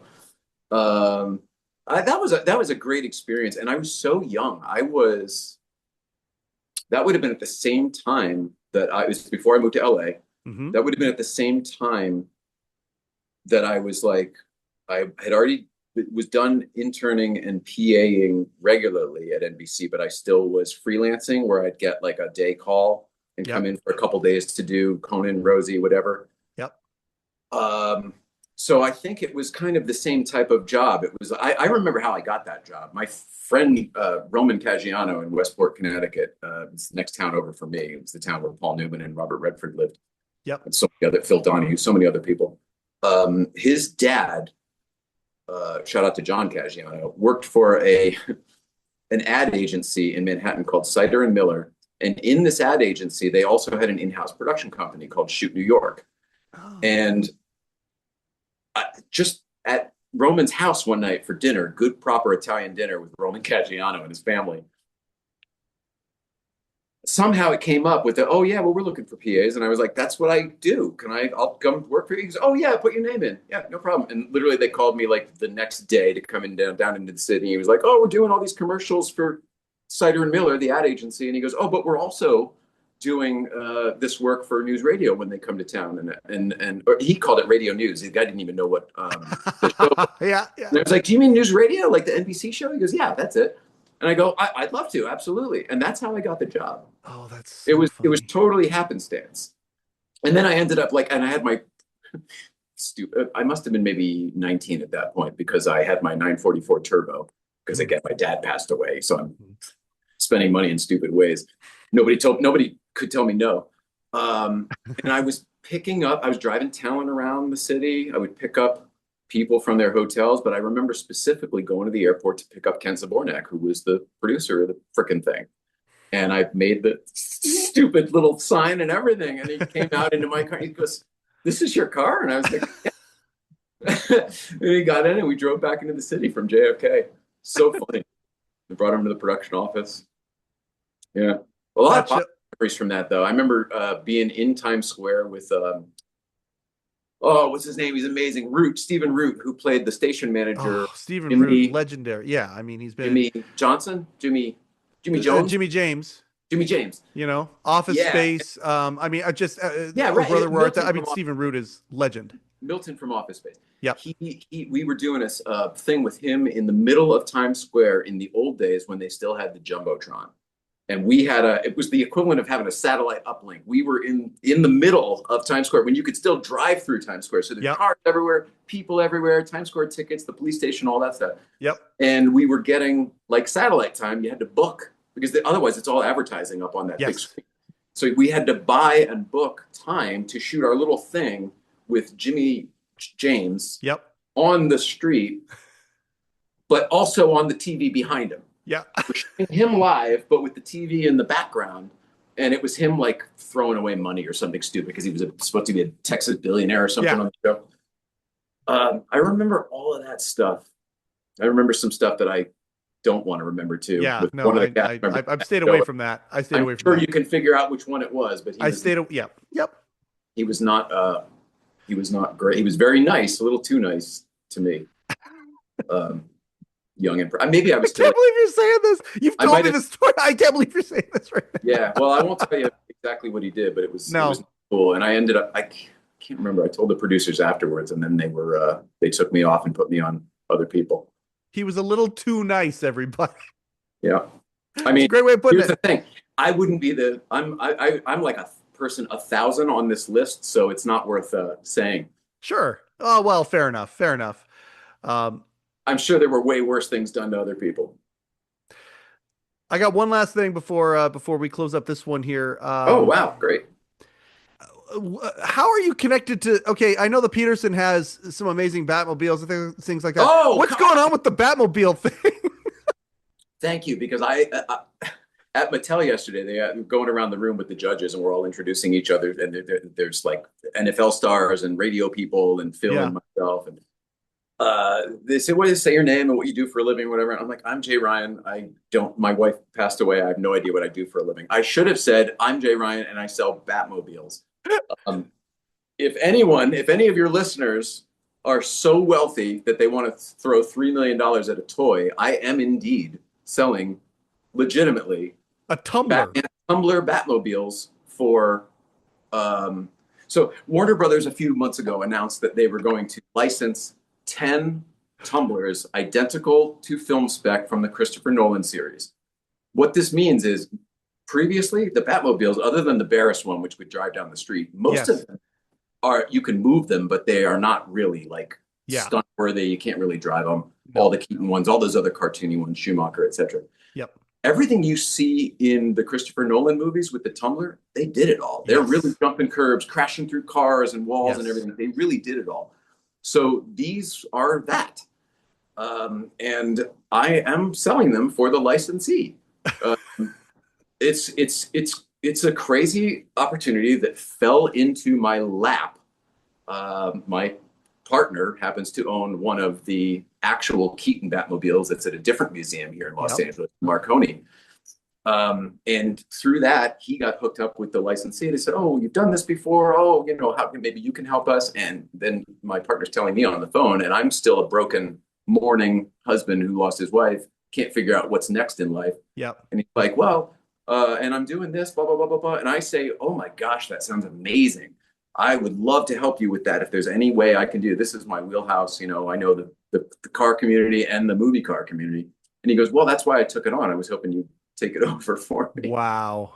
So he hooked me up with the licensing. We had a great conversation, and now I'm the guy. So some are sold, not by me. Some were sold before I came on board, but there are definitely some still available. And if anyone wants a Tumbler Batmobile, please get in touch with me. It's a year waiting list. You pay half up front, you pay half upon delivery. Yep. But in the meantime, I can take you to the Warner Brothers archives to look at, what you're going to get, because they're made to order. It's not like there's 10 of them in a showroom just waiting to be bought. And then we can, visit the shop where they're making them. The shop is here in the Valley, not too far from here. It's where they make all the Hot Wheels cars that I mentioned before, the life-size Hot Wheels. And it's something I'm grateful for the opportunity. I'm grateful to be involved. I still kind of can't believe it. I also couldn't be more perfect for it, because while I am a nerd in a lot of ways, Batman is not my thing. You're also distanced. Yep. I've made several. I mentioned the first Ecto we built ended up in this BC DeLorean collection up in Canada, and it's being seen all over Canada. The second one we built is at Universal Studios Florida, to be seen at the parade, whatever their Hollywood parade is that they do. The time machines we built, one's in England as a charity at a charity. One is at the Peterson Museum, the original screen used. That's the one that was on the Scream Awards with Michael J. Fox, or is that the one that went to Britain? That's the one that's in England now. Yeah. Okay. Yeah. Like we on the Scream Awards, where Christopher Lloyd and Michael J. Fox reuniting on stage with it. That's the one. Yeah. Yep. You've been involved with so many other things. We did everything for 25th anniversary. I got a bonus feature still on the digital copy. I thought it was only on the Blu-ray like 15 years ago. Yep. I was going through the Apple TV the other day. It's on my own Apple TV. I can watch my stupid self from 15 years ago. The best thing out of that whole thing, though, which still every once in a while I will see, like in the wild, as they say, for whatever reason, it will just show up, was there's the clip going down. I don't know if it was I-5. It was somewhere down where the time machine was being followed by Ecto 1, and they got it on a local news broadcast. We're like, hey, you don't see this every day. And excuse me, sir, it was not local. It was the Today Show. And that's right. Okay, that's where it was. Yes. But you see it every once in a while. You'll see it on a compilation clip or something like that, and it's just your two cars. It was Sean in the Ecto, and I think me in the DeLorean, probably. Yeah. It's just so great. Crazy. So you doing this with the Batmobiles is it makes so much sense. Once it's uncanceled, I'm certain there's going to be something with a General Lee that you'll be attached to or something like that. I mean, these are, Do you remember the Kobe Bryant thing? Like I drove Kobe Bryant in the time. Yes. I worked with Steph Curry doing commercials for ESPN. I worked with huge Gronkowski, like whoever was kind of the biggest guy in the sport at the time.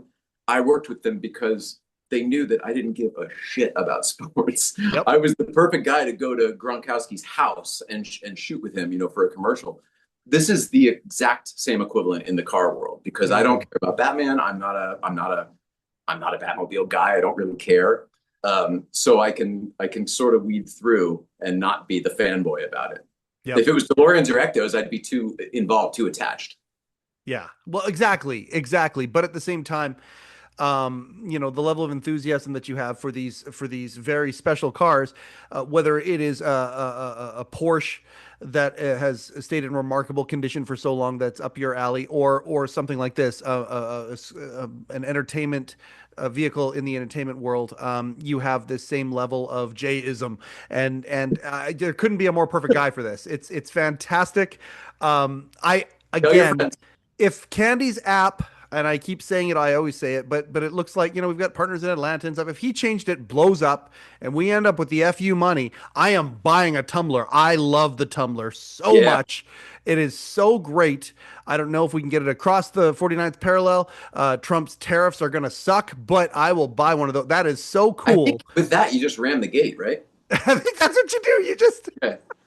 It's funny because I'm saying I'm not a fan, but to sort of refresh my memory on all of this, I put on the Christopher Nolan movies, and I really enjoyed the first one. I did not like the second one, and I found the third one was unwatchable for me. But I was taken with how much I did like the tumbler. I forgot the story that it was this military surplus experimental thing with winged industries that Morgan Freeman's telling him about. He's like, oh, we call it the tumbler. I'm in black, like. That whole thing I liked a lot, and then watching what it could do, and then going over to Warner Brothers and seeing the thing in person, the actual, one of the actual ones. I did get pretty into it in that, like, I could sell this. Like, if I got somebody with the money, I could definitely sell this. Yeah. And there are a few people on the hook I'm going to see on the way around the country.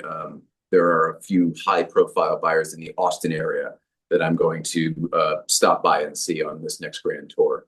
So yeah, fingers crossed, because it would be very good for, I'm starting over in every possible way. That's mentally, emotionally, financially, unfortunately, is one of those places. I haven't worked in 10 years taking care of Nicole. And that takes a toll. So it would be really good to sell some Batmobiles. Tell your friends. Dave, you can afford a Batmobile. Put it in the lobby of Worldwide Pants. It used to be a garage. Why not? Wouldn't that be fun? From what I hear, that might be trimming. He's trimming down the car collection, from what I've heard. But yeah, I've heard that too. And I would also really like to. This is a shout out to anyone at Worldwide Pants. I would love to see whatever's left of it. I certainly know where they are, and in fact, I will be in the same area. Yellow car hasn't been washed in 35,000 miles, maybe more than that now. And there's a very famous automotive detailer named Larry Casilla. He's got a YouTube channel with tons and tons and tons of viewers, but he's also got a show on Discovery, I think. Okay. And he's going to wash yellow car when I get around town, and his shop is blocks away from where we're going, or where I'd like to go. What we're talking about, yeah, all the same area, Wouldn't that be neat if something could be hooked up? That'd be very It would cool. be fantastic. It would be fantastic. I heard a rumor that they enjoy helping people accomplish, have their dreams come true. I heard a rumor that they enjoy that, so they love making people's dreams come true. So let's see. I'll if that make a can wish happen. right now. What's that? I'll make a wish right now. There we go. I love you so much. I hope. I love you so much, man. Well, you're busy on your schedule, right? So there's not a chance that, like, coming back around the country, that you would drive over the border and meet me somewhere if it was up. Oh, there totally is. If you go to Washington, we'll figure that out. Well, I was going to say maybe even Astoria, because I feel like you would really enjoy meeting the Goonies crew. Let me know when you're there. If I can make it work, I'll make it work. We got lots of stuff going on, but at the same time, there's also windows of time where we can make things happen. So yeah, if we can make it work, I'll make it work for sure. And then let me know when you're coming to LA to pick up your shit. Yeah, well, then there's that too. And I certainly want to be down there, man. But things are getting easier. We're getting things taken off the list of things to do, and it is happening. I appreciate that. Thank you so much for taking time to catch up today. I love you, Jay. Thank you for asking me. I was, despite my gruffness about the Zoom in the beginning, like I'm in a much better place than I was last time we did this. So I hope that this was, I never watched the other one back, but I hope this was better. I really appreciate you asking. You know what? Again, no outcome for the show whatsoever, except to create community and create conversations and celebrate, this thing that we all love so much. And it all spawns from, the greatest body of broadcast work in history, that of David Letterman and company, and all of the ripples that are created from throwing that stone into the water. And I just appreciate you so much. Enjoy your talk with Mark. We just had him on the show not that long ago, and I've got 3 pages of notes that are probably going to end up being 2 appearances on our show to promote this. He is going balls to the wall promoting it. That's all he's doing right now. I'm so happy for him. New York on the 23rd event. Yeah, that's right. You're going to be there? I'll be at ChillerCon in Parsippany, New Jersey, with Phil and some of our Back to the Future friends and a lot of, autograph signing type people that we know. And I think that that's the same weekend, maybe a day or 2 before. So there's really no reason that I couldn't hit it. So I'm going to try. Please we'll talk do. about it, but we're going to try. Please FaceTime me from there as well. Jump in on Tuesday. Love to have you. If I can make it happen, I will make it happen. Okay. I love you so much. I appreciate you. If people want to find you and follow you, where are the best places to do that? Thank you for that. At Porsche Life 111 is the Instagram. Yep. Late Night Playset for the show on YouTube, or any podcast or Spotify, as well as Instagram. A Blockbuster Year is the new podcast with Brandon Mindell, my friend BC DeLorean up in Canada.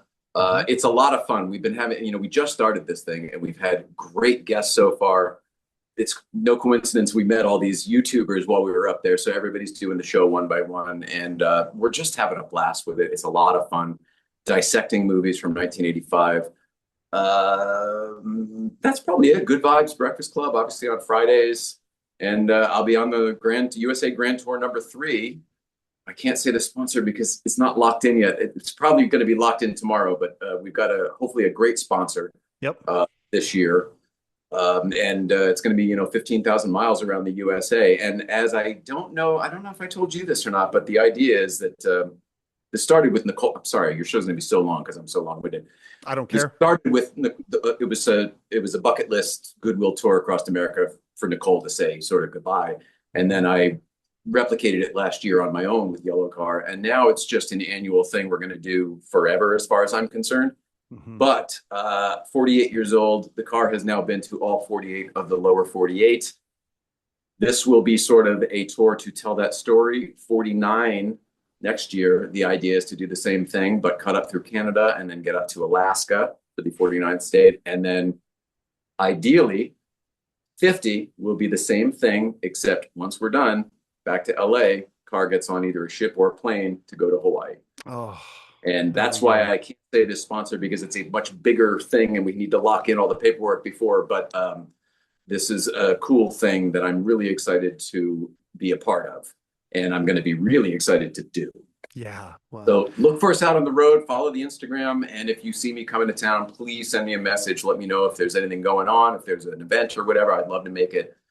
Trying to meet as many people as possible and spread the goodwill, because, I've been locked up in a house for 10 years. So you're going to end up in Florida, right? Oh, yeah. Irene Hoffman is definitely going to want to see you. Do you know and what Rupert is down there more often than not. So Rupert, you may see him in Florida. He may be up in New York as well. But either way, Rupert and Irene will want to see you for sure. I would love it so much. Do you know what part of Florida? Tarpon Springs is where she is, but I don't know the geographic makeup. That's all I need. Yeah. That's perfect. Thank you. Yeah. I would love that. I mean, I would. They would love it. They would love it even more. Never worked out. Yep. Oh my God. That's doable. I have to drive that anyway. If they're just outside of Tampa, that's not bad at all. That's so anyway, yeah. So they will want to hook that up. So shout out to, of course, to Rupert G and Irene Hoffman, who we love so much. And they're the same thing. I really want to go see them, whatnot. Thank you again. Love you, brother. Thank you. I appreciate you being on the show. I'll cut the show off now, and then we'll say our goodbye privately. Break format a little bit. This has been another episode of the Letterman Podcast with Mike Chisholm. I'm hanging up. Thank you for watching, everybody. Thank you for listening. Sorry I talked about